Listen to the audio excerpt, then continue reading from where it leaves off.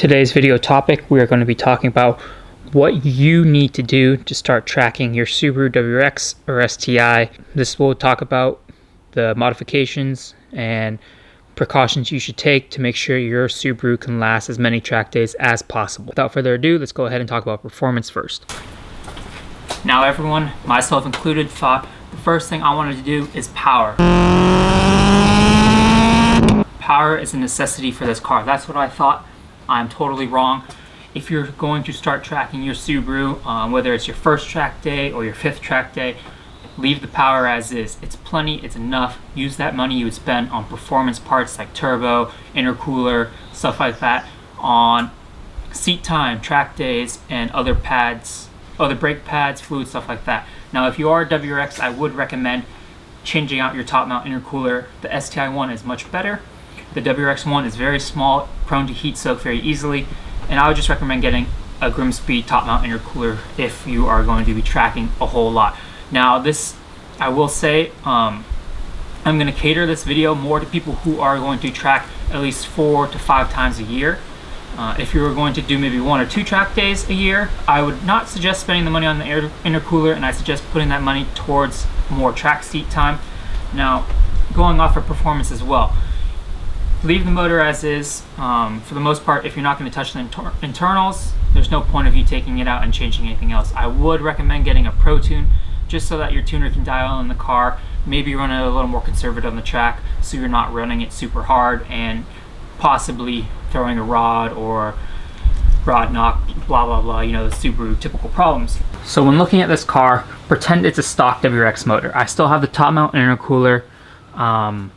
I have the stock bypass valve, I have no AOS, no intake, stuff like that. Now these are the things I would recommend first you do performance wise. Get an AOS just to make sure the oil staying in the engine where it needs to go, you're recirculating it back in.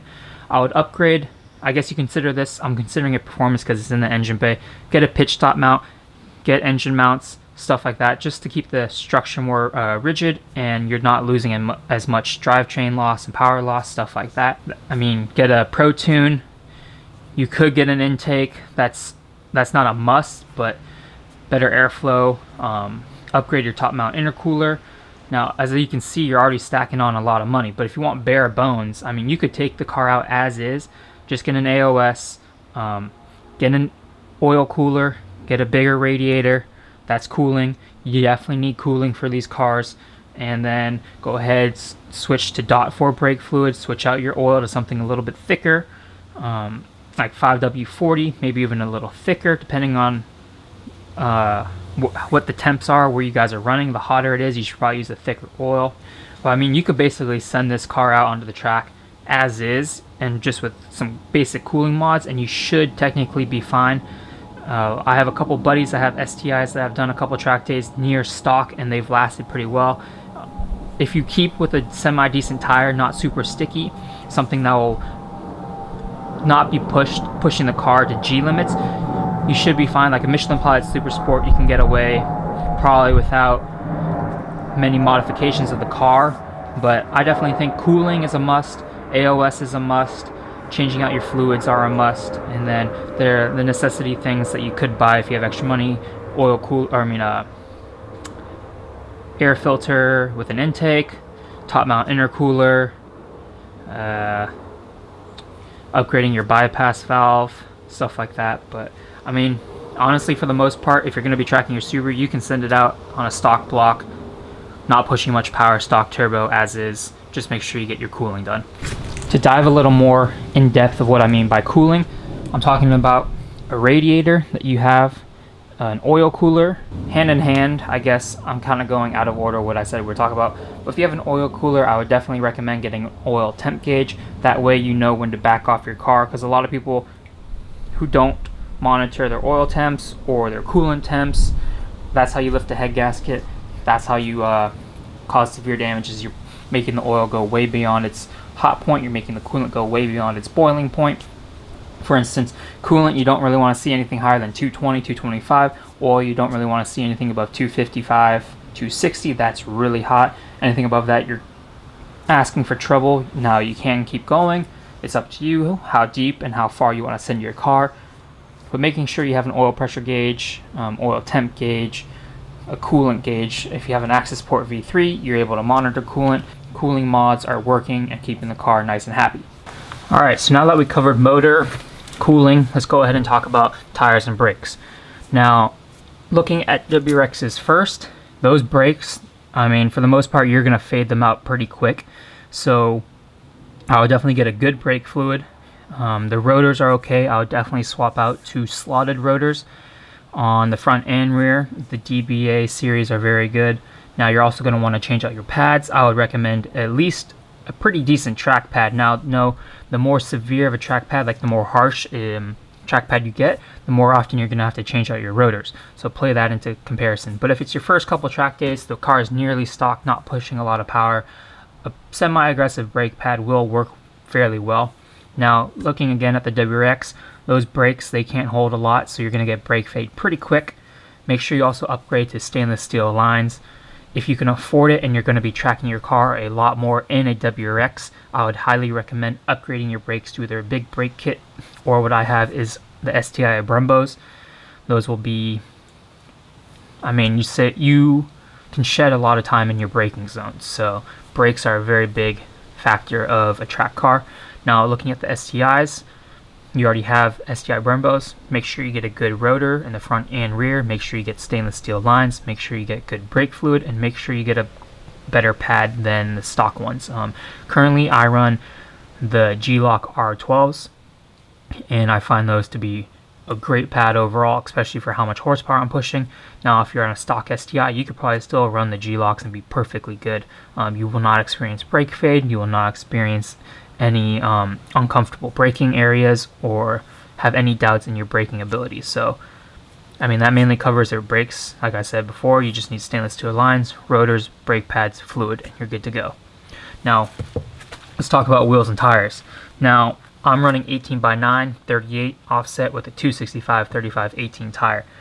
Now, I believe the stock WRXs and stock STIs come with 17x8s, I want to say, so a 245 tire.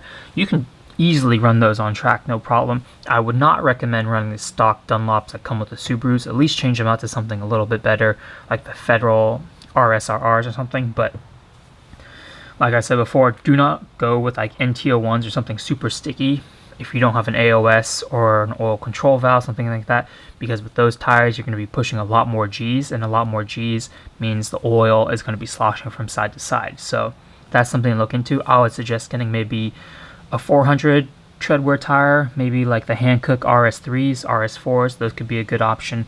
But definitely you want a tire that's not going to get too greasy, too fast. And there's so many tires out there on the market. You really have to do your research on what you want. So that does it for brakes and tires. Wheels, up to you if you want to change them out. Doesn't really matter.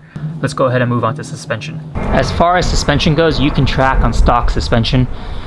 You can do it very easily. I mean, not easily. I mean, the car will be feeling like a boat. But if you're on a budget and you want to spend more of your money, like I said, on cooling mods, on monitoring your cooling like gauges, don't touch your suspension. Do not touch your suspension. Go ahead and do your brakes first. Do your cooling mods first, and then suspension can be near last. Get to know your car on stock suspension. Know how it feels. I didn't do that. Kind of wish I did.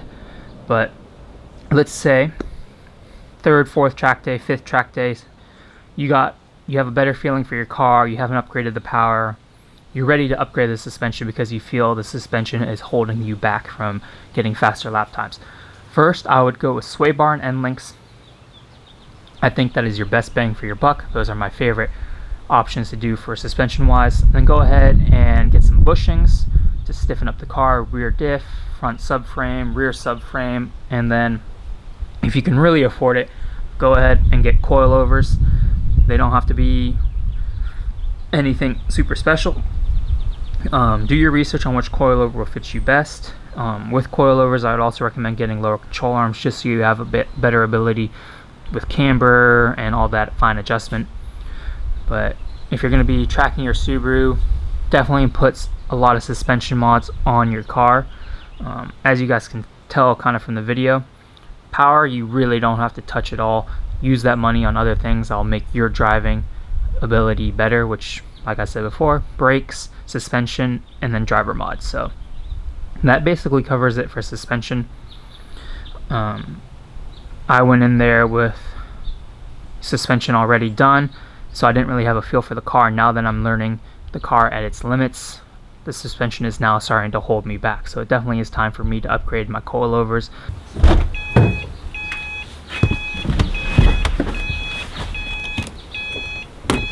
We're going to talk about the inside of the car and drivetrain kind of related stuff. So personally, I think a short throw shifter can help you on the track, just due to the fact shorter throws means you're able to shift faster, but that's up to you. It's not a need, it's not a necessity, it's just a personal preference. Now, I have gauges, like I was telling you guys, to monitor my cooling. I have air-fuel ratio. If you don't have an access port, I'd recommend getting an air-fuel ratio anyways, just because it's more accurate than the access port. It'll help you tell you if your car's running rich, lean, or dead on. If you're running lean, definitely back off. If you're running rich, could mean you need to talk to your tuner. You definitely don't want lean. Lean's bad. Lean's going to wash your cylinder walls right out. I have an oil pressure gauge, which we'll talk about in a second. Boost, kind of regret buying that, whatever. Oil temp, and EGT. So let's go ahead and talk about EGT. That's a fail-safe kind of thing. It's external gas temperatures.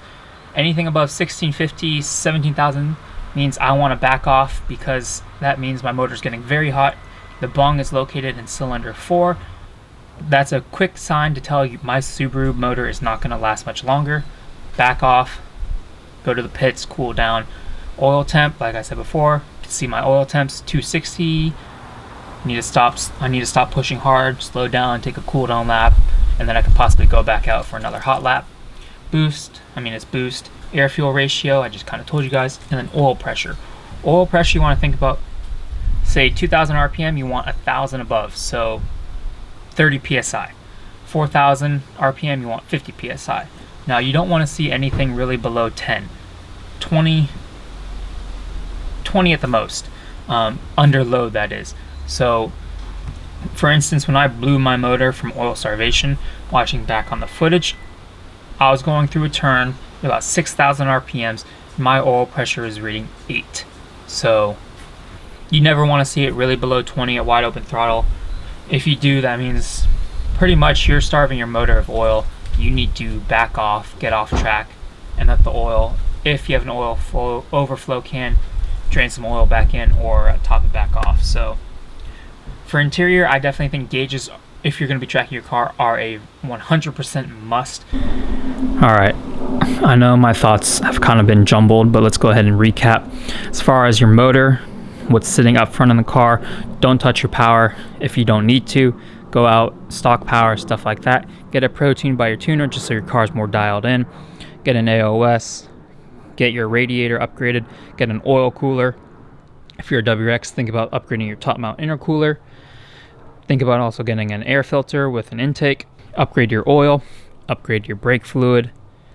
Now, when you're looking at brakes and tires, make sure if you're a WRX to know that your brakes are going to be a very limiting factor for you out on track. So start saving up for possibly a big brake kit if you're going to be tracking your car more.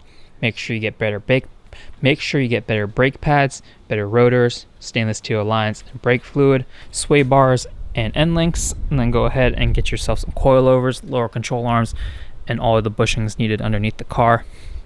And then looking at interior, make sure you have gauges so you're able to monitor the engine's performance and cooling wise, and then possibly a short throw shifter, possibly a seat, and then if you're going to get a seat, possibly look into harnesses. And if you get a harness, make sure you definitely get a Hans device to you, what you want to spend.